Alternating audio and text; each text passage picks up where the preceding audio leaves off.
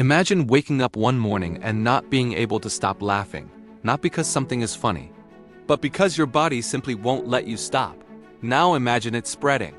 January 30th, 1962, a small boarding school in Kashasha, Tanzania. 3 girls begin laughing, uncontrollably, for hours.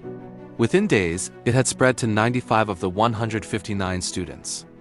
The school was forced to shut down. But the laughter didn't stay inside the walls. It followed the students home. And then it jumped to the next village. This wasn't hysteria in the dismissive sense. It was a documented, verifiable, physiological event. Doctors examined these people. Their symptoms were real. But here's what most people never mention. The victims were almost exclusively young girls and women. And Tanzania in 1962 was a nation that had just broken free from British colonial rule. A country under enormous social pressure, uncertainty, and fear. That detail matters more than most researchers admit. Scientists labeled it mass psychogenic illness. A stress response so powerful it becomes contagious. The mind convincing the body it is sick, and then convincing the minds around it to do the same. But that explanation has cracks. Because laughter, in this context, wasn't joy. Survivors describe terror, helplessness, the sensation of being trapped inside their own bodies while something else took the wheel.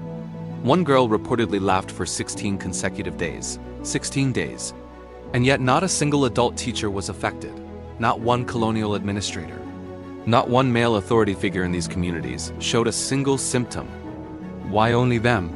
Some researchers point to ergot fungus, a toxic mold capable of producing hallucinations when ingested through contaminated grain. Symptoms overlap in strange ways. Others point to social contagion, the psychological equivalent of a virus, spreading through shared identity, shared fear, shared powerlessness. The laughter, they say, was the scream that couldn't come out any other way. The epidemic eventually faded. Schools reopened. Life resumed. No pathogen was ever identified.